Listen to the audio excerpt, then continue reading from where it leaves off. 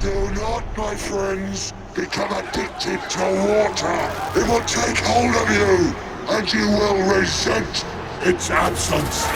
From superhero films to historical masterpieces to the new faces of horror and more, join me as I show you the best movies of the decade.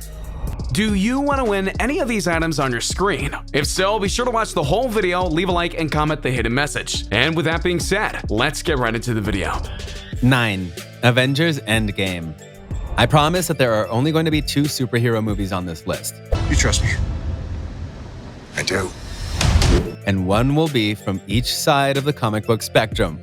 We could have put Winter Soldier on here, but if we're talking about the impact of a movie on an industry during the last decade, you have to talk about Avengers Endgame. Think of it like this. When a 2-part Avengers movie was announced, fans weren't amused. But when Infinity War ended, everyone knew that they needed to see Endgame even before it was called that. What'd you do? Endgame was the culmination of 10+ years of Marvel Cinematic Universe movies, tying up various loose ends while also teasing the future of the MCU while embracing its past in some of the best ways possible. Avengers! Assemble. And the team went above and beyond to call to not just tie everything together, but also showcase some surprises that no one saw coming, including the 5-year time jump, the death of Black Widow, the fates of Iron Man and Captain America, and more. Plus, its box office total was so grand that not only did it shatter virtually every record possible, it's the #1 movie ever in terms of lifetime totals, and we think it's going to remain there for quite some time. So, say it with me. Avengers, assemble.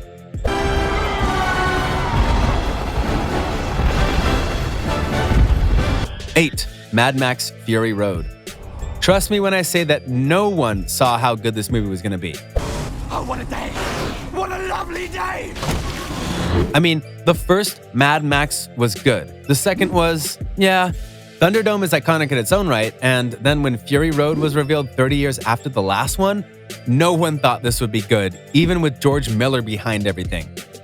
I was on a long flight between Los Angeles and Sydney, and the movie Fury Road came unbidden and played in my head. And yet, it was.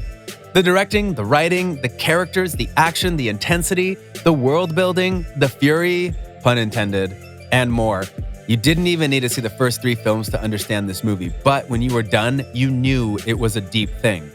The biggest standout, though, wasn't Tom Hardy as Max, who was fine in the role, don't get me wrong, but Charlize Theron as Furiosa.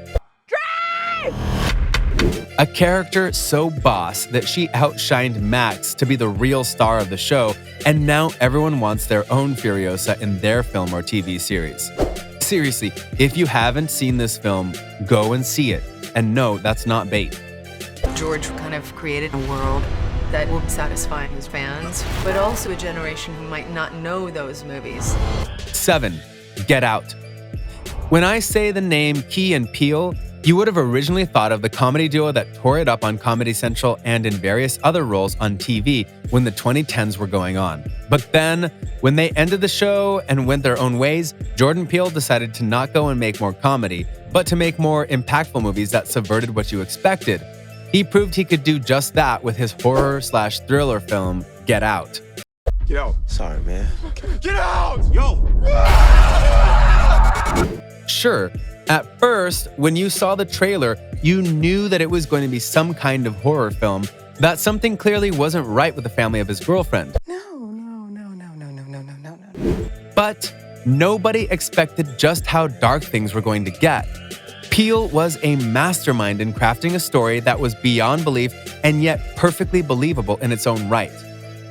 Get Out wasn't just a financial hit, but it won Best Screenplay at the Oscars. Jordan Peele, Get Out. And many felt that Peele should have won Best Director. He would later follow it up with Us, which was just as impactful in many ways. But for many, Get Out is going to be the film that he has to beat in terms of quality and epicness. 6.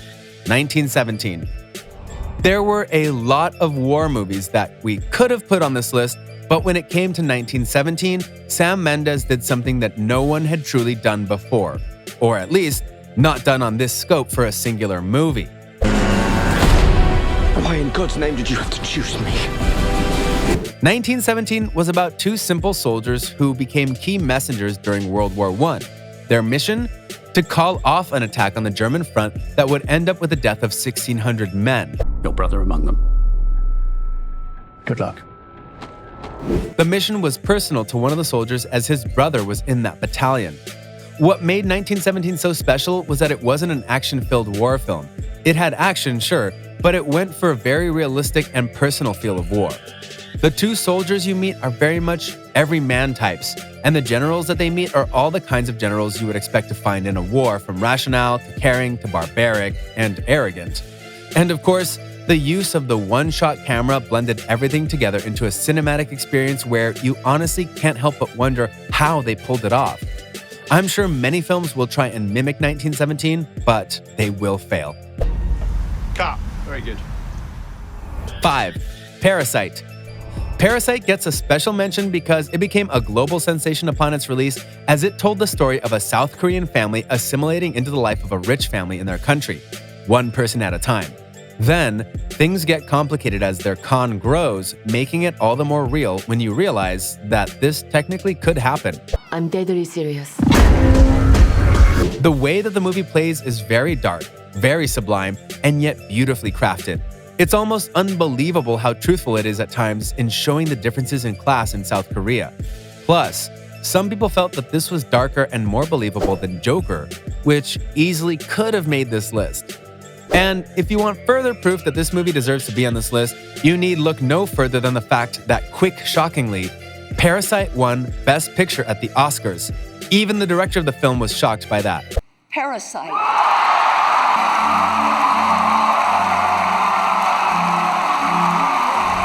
4. Wonder Woman. See? Told you there'd be only 2 superhero films on this list, and while Avengers Endgame earned its place on the list by being the culmination of many movies put into one, Wonder Woman deserves its place for being the standard bearer, the ceiling breaker, and just being an awesome movie from start to finish. Who is this young woman? Princess of the Prince, Diana Prince. Picture this. The DCEU is not exactly in a good place. After a strong start with Man of Steel, Batman v Superman and Suicide Squad didn't win over critics and many viewers. A lot of pressure was put on Wonder Woman to not just be good, but to be great. And many pundits said that a female-led superhero movie wouldn't do well in theaters. Well, Wonder Woman shut them up faster than the Germans in the No Man's Land scene.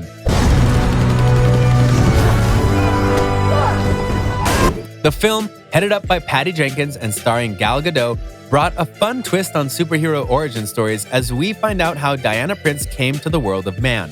Her journey from naive Amazon warrior to vision of hope and love for humanity was wonderfully done. Not only was the best reviewed DCEU movie, it was one that fans couldn't get enough of. So much so that Wonder Woman 1984 is one of the most anticipated films of 2020. And when the Oscars snubbed both Gal Gadot and Patty Jenkins from nominations for Best Actress and Best Director, tons of people cried foul. When was the last time you heard of that for a superhero movie? 3. The Social Network. When The Social Network came out in 2010, a lot of people were shocked by just how gripping Aaron Sorkin's tale of how Facebook came to be and its massive rise to power was.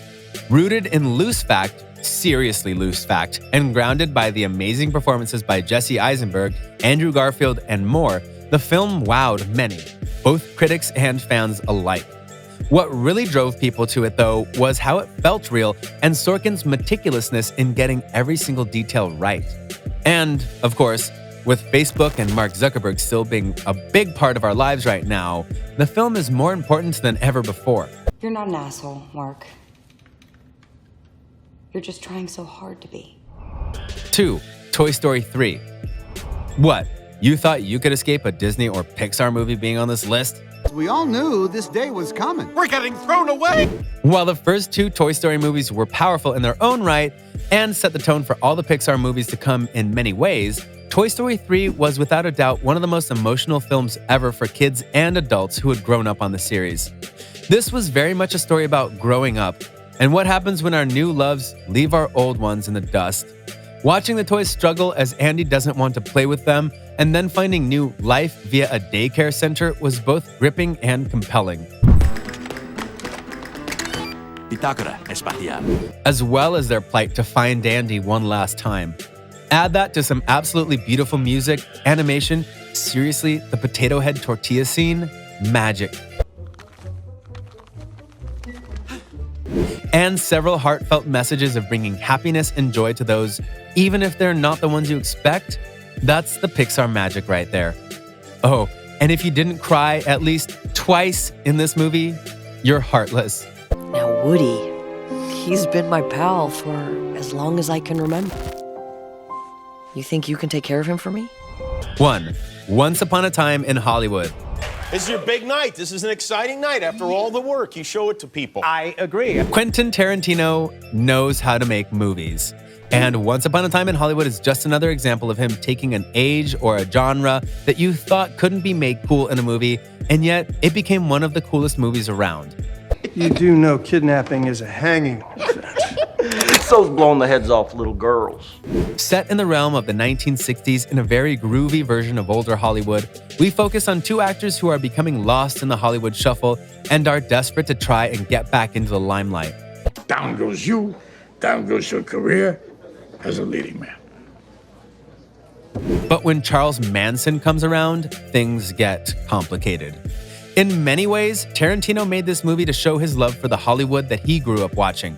And if you watch the movie, you'll see just how much time and effort and love he put into every single detail of the picture. From the looks of the characters, to the kinds of movies that are shown in the movie, very Inception, to the way they talk, to the accuracy of the Manson murders via Margot Robbie's character, all are spot on and perfect. Sure, they might have gotten Bruce Lee wrong. You're a little man with a big mouth and a big chip.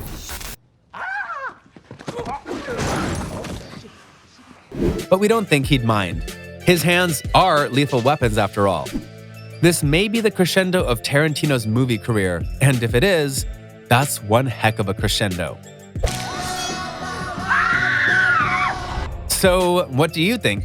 What do you think of this list of movies from the past decade that are considered some of the best around? Do you agree with the spots on this list? Do you think that they deserve the rankings they do?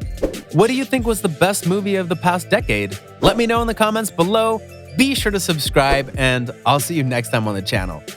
A simple reminder on how to enter our brand new giveaway. We will be giving away either an iPhone X Max, the new iPad mini, or a MacBook Pro. It's really your choice. So be sure to leave a like, comment the keyword, subscribe, and turn on notifications to enter the giveaway. It's really that simple. Go for it.